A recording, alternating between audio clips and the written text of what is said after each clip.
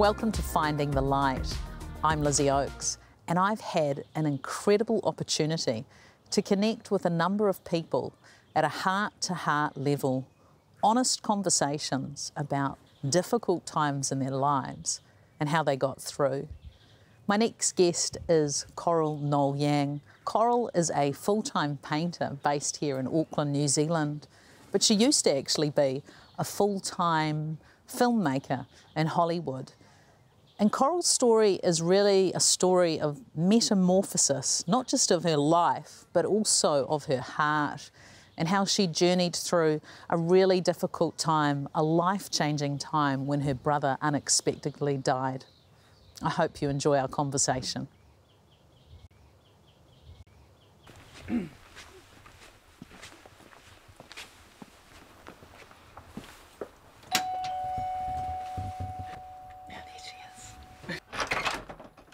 Oh my God, you guys are here! Oh my God, what a surprise! Look at you, so beautiful. Oh my God, you look gorgeous. Welcome. They're just doing some B-roll stuff. Yes. Nice eyebrow. The eyebrow is really well done. I'm glad you saw that. Yeah. Coral, thanks so much for allowing us to come to your studio today. And you live in the most beautiful setting. It must be really inspiring to do your artwork here. Yes, Waitakere, deep in the woods, a lot of fern and very quiet with like a wood pigeon tree, you know. Yeah, so it's amazing. It's amazing. Yeah. So you're living in Auckland, New Zealand. Yeah. You're working full-time as a painter. This is something that's developed over the last couple of years. Yes. But let's go back in time and tell us about, you know, because you were born a far, far away from where you're living. Yeah. Where were you born? Tell us a bit about your family and your upbringing. Yes, so I was born in Taiwan, and so my dad is Chinese, my mom is Japanese. So I've got this really mixed culture. But when I was growing up, I was also very influenced by my dad, who studied in America. So he brought back a lot of Western literature and stuff. So I would say I'm pretty, have a very rich background. That's awesome. Now, you're living in New Zealand now, but for a time, yes, you were a director in Hollywood. Yeah. That sounds amazing. How did that come to pass? Yeah, that's really interesting. I actually never thought about becoming a filmmaker when I was growing up. I was so centered on becoming a professor in literature. Right. Yeah, but on my senior years, I decided, I'm too intellectual. I need to learn about life. So my first job after college was becoming a journalist. And I was assigned to, just discover all the fun things people are doing. Oh, that sounds good. Yes. So did you end up studying film, or it was just that door opened and the doors kept opening? Yeah, so the door opened and I decided to try if I really like filmmaking. So I hired a cinema photographer from the documentary and to go with me to Thailand to make a documentary about the refugee camps. And then I discovered I really love to tell stories because that's all I was doing when I was growing up, reading stories. And then so I made a documentary, I won an award in Taiwan, and I got a scholarship, 4-year scholarship to go to America to study at the University of Southern California, wow, which is the best film school in the world. Wow. So. Tell me a little bit about the journey, because I know things started going not so well for you. Yes. You suffered some loss. Tell us about that. Yeah, what happened was in 2018, I lost my brother, and my brother actually was quite a famous media commentator and a politician in Taiwan, and he was well respected. He was on vacation. We were just having a good time in Auckland, and then he went to Cook Island for kayaking, and then something happened. There's an accident, and he saved my niece, but he actually drowned in the process. That's like the hardest thing ever happened in my whole life, because it's not expected, and yeah, the whole process was very difficult for everyone, of course. And during the funeral, all that time, we were just trying to pull everything together. We have all the people to take care of, the family and the people he follow him, you know. So afterwards, I came back to New Zealand. I was just completely like lost and in such a grief that I didn't even know how to function. And then I actually spoke to 1,000 people at the funeral. Wow. Because and then the whole funeral was broadcast to the nation. So there were like maybe 60,000 people actually watched. 60,000 watched his funeral. Yes. And then, but at that time, my mom was so cool. She actually recited a poem, and saying that, you know, it was just so beautiful. Like she has such a courage and a beauty, and we thought about how to comfort all the people. Mm. And the words God gave us, you know, was able to minister to all the people who love Him so much. So, as you were saying, he's really well known, and you were back home and you were thinking of all these other people, helping them with their grief, supporting your mother and no doubt your siblings. Yes. And then you travelled back to New Zealand alone. Yes. And you were left with your own grief. Yeah. How did you get through that time? So I actually went to China for another interview to work in another animation studio, which was a very, you know, high-profile job I was offered. But on the way back, in the airport, I just broke out crying. And I heard this little voice inside me saying, "Are you sure you want to do it to us again?" Mm. I think that's the little... on the treadmill. Yeah, the little girl inside me. And she actually is fed up with it. But I was not aware, because I love the excitement. I love the challenge of my job. But I was on the verge of a burnout. I was not sleeping well, even before I lost my brother, because the stress of constantly changing location, you know, working in a different city. I actually moved probably 7 or 8 times in 5 years. Well, that's a lot, isn't it? Yeah, and I never felt at home anywhere, you know. But I was not aware how bad the situation I was in. And I told myself, it's okay. We can just pop another pill. Pop another pill? Another pill if I cannot sleep. Right. Okay, so this is how I'm going to get through this. I'm going to give myself I'm so a sleeping pill. Yeah, and we'll just keep going. I'm just going. You know, I can on. do it. You know. And I start to pray. I just say, God, please help me, you know. And you know what? In that flight, I heard this song, this hymn, an old hymn. I was singing when I first became a Christian in a Baptist church in Taipei. Mm-hmm. It was all about, do not worry, my Father will take care of you. It was an old hymn.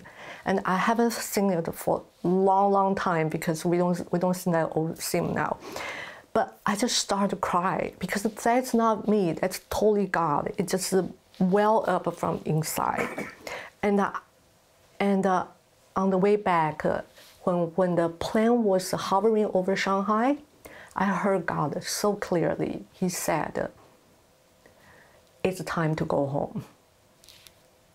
And it took me a while to figure out what the home means. Mm. Actually, when I came back, I was in such a grief, in such a trauma, actually. So you came back to New Zealand? I came back to New Zealand. I was still in the trauma, thinking about, you know, losing my brother. I could not sleep well. I have this little kit I bought in Tokyo. It's a little carry-on watercolor, 24 paints.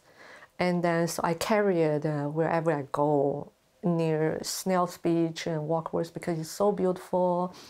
And I just paint like a seagull or the boat or the flowers or the ship, you know. And what did that feel like? It's, I feel so calming and nurturing that it actually is a place I can go to be with God. So it's really centering. It's really centering, because I'm not the kind of person just can sit there praying for hours. It's just, not me.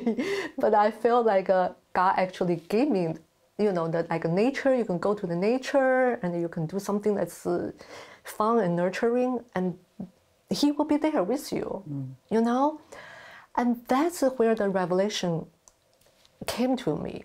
Actually, doing what I really love to do, like it's a gift from God, that actually is my home. Yeah, I hear you. It's the place where it's like you come alive, right? Yeah. And it's like your heart sings.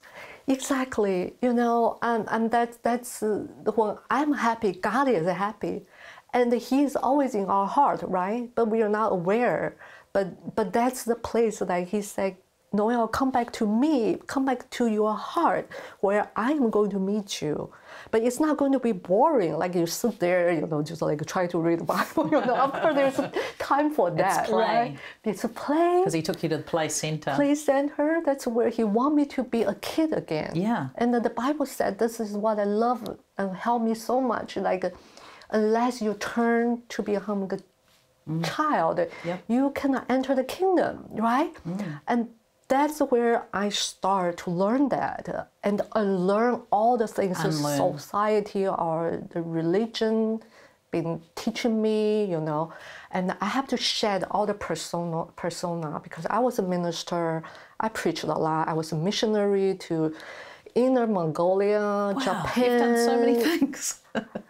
Prison camps in Taiwan, and then I want to reach the world with the media. We are doing all the family value animation. I was pretty worn out. Yeah, you were going hard for God. Going hard, but I was not connected with this. We complicate it, don't we? Yeah, and I need to shed all that and come back to my home, myself, who I really am, the little kid. The little child, she's just very happy in nature, it's not complicated, Well, you said something along the lines of, I invited God into my pain. Yeah. What was that like for you? That must have been challenging. Yeah, that was difficult, but I had no choice. And I was pretty determined to figure this out. I'm just like, no, God wants to give us abundant life. This doesn't feel like abundant life, and you got to help me.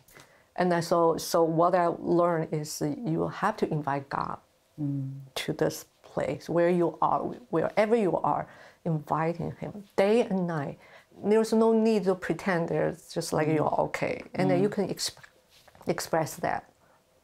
Like that, I learned the tools, and I'm not panicking anymore. I don't have the anxiety now. I don't have trauma.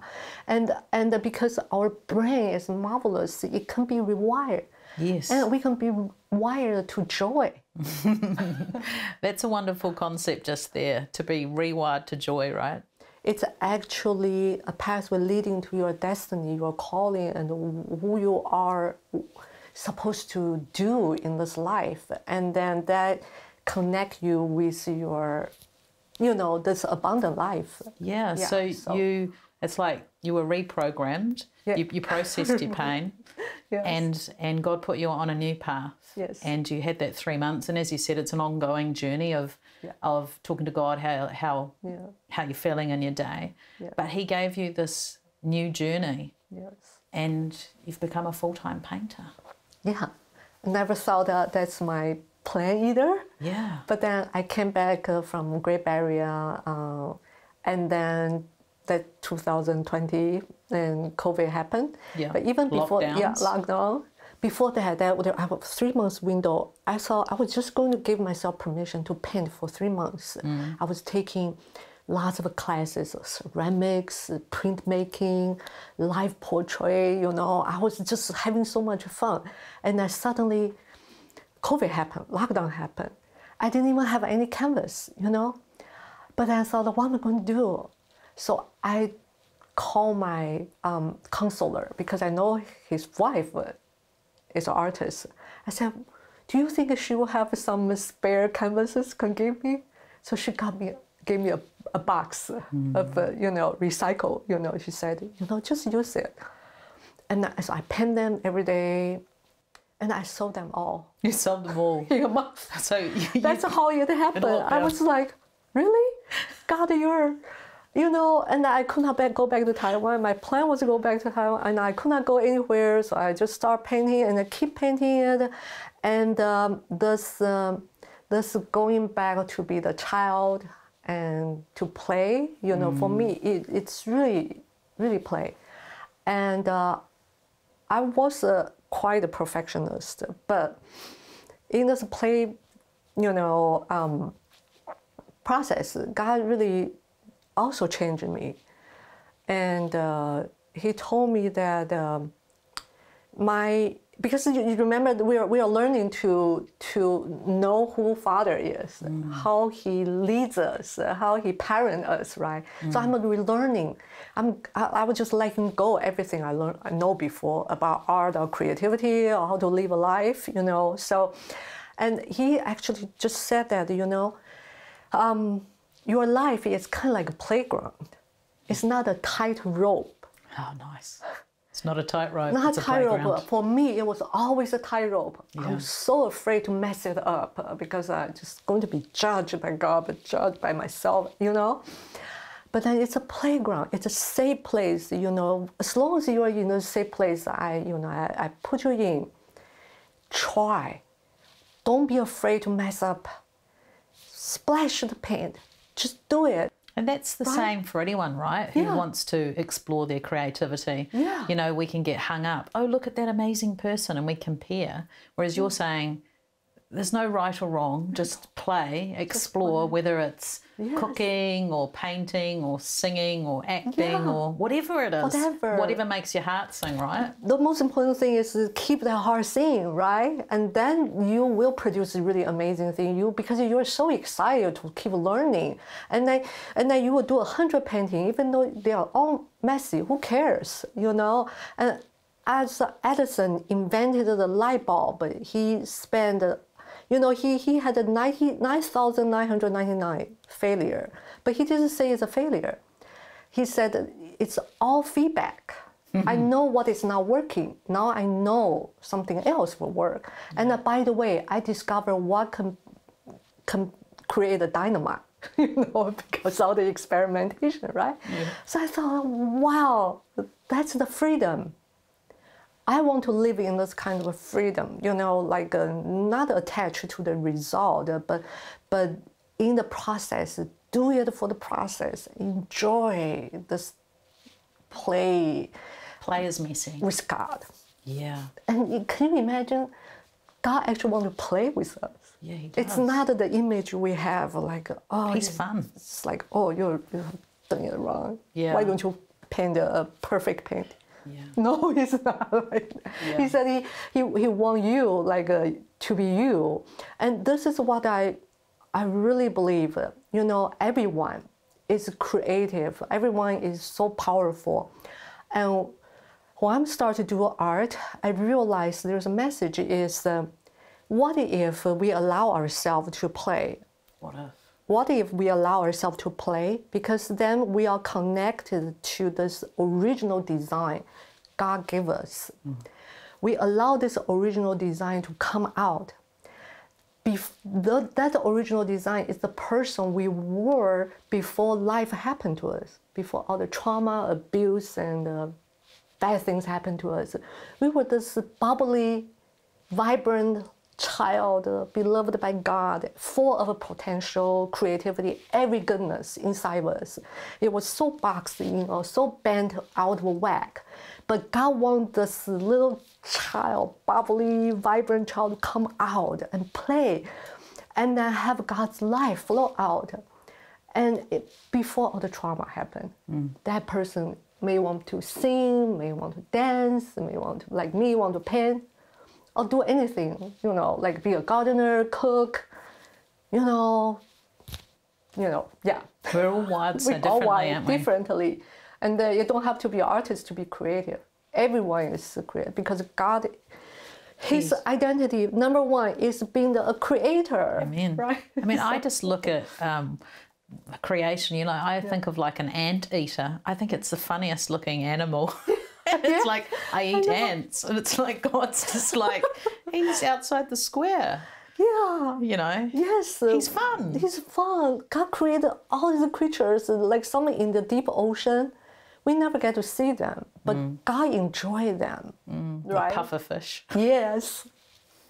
You know, you look at their face, it's just so humorous. So humorous. So humorous. That's so amazing. Yeah. Hey, look, so you said a little earlier in the piece that God said to you, I want you to come home. Yes. Have you come home? It's a very good question, you know. Now, like in my studio, I say, I come to paint. This is coming to the presence of God, and I play with Him. This is my home. But has to be an intentional thing. Every day you will have to program yourself, because the human tendency is to run away. You know, you run away from yourself, actually. Yeah, you do. It's really strange. And I realize that we allow a lot of noise and distraction and to take us away from ourselves, because a lot of times we don't feel we are good enough. And then so we don't want to be with ourselves. But actually, for me now, I realize in a sense, coming home is to be able to come to myself and know God is here with me. He loves me. And I need to love myself, accept myself, and have the space and cultivate that. And I don't think I'm there all the time, but that's an awareness I have developed, and that's something I'm doing with my heart. And you're closer than you were. Yes. Much closer. Much closer. And a lot of times I'm there, I forget everything else. I'm in the bubble, you know, I'm just like, this is the bubble, this is the glory, this is free. Yeah. This is you know, it's like, and I remember that moment, and I keep coming to this, and it become easier and easier. And a lot of times when I paint, I don't even need to listen to music, and I'm in the high. I'm, you know, I can dance, and I can, and and I learn to silence all the noise and distraction. Coral, what would you say to someone who's perhaps on a journey and they can relate to you, you know, them on the treadmill of life, they're wanting a fresh start, they know that they're not, like you say, that they are actually running away from themselves. What would you say to someone in that space? Yeah, I would say, you know, there's so much lie about who we are, but actually from God's eye, that we are so beautiful. We are so glorious. We really carry the image of God. And we don't know that person. And God really wants us to get to know it, you know? And so there's so much hope. And God has so many different ways to help us. There's not like a set plan, and you can only do this. If you try this, you cannot do it. No, it's a very fluid. And I think that what COVID helped us is to see that actually there are many, many possibilities. And we don't have to, you know, like for example, people realize that I don't have to go to work. I can work from home. And I realized I don't have to be busy with all the things. I can be happy, you know, and God really cares about what make you happy. And He really cares about that. And He cares about what you like, the colors you like, the food you like to eat, you know, the song you like to listen to, the little details. He really cares. He does. And I think if we have that knowledge that there's a tremendous love God has for us, we will not run away from, and we will see ourselves. We will actually say, I have so much. What is it? I need to let it out, and then don't let go of the thing that make you come alive, because that's the key. That's the clue, and give ourselves the permission to play, you know? And give ourselves the permission to be free. Give ourselves the permission to just, you know, like, this is not the most important thing. There's more important thing is your heart. It's who you are, what you really care. And then on your deathbed, you're going to say, I have tried, I have experimented, I have learned to live the life. No regrets. No regret. What do I really want? And God cares. Yeah. So good to chat with you today, Coral. Thanks for your time. Thank you so much. It's a privilege to have you here.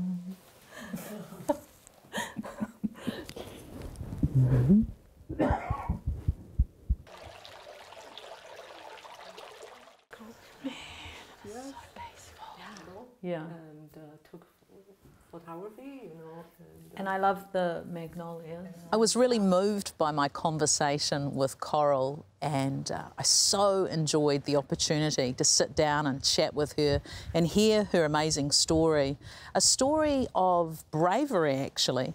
Not only did she encounter God's love, opened her heart to encounter His love, but she's somebody who actually took a step, you know, to change her life so radically from being a filmmaker to a full-time painter takes a lot of courage.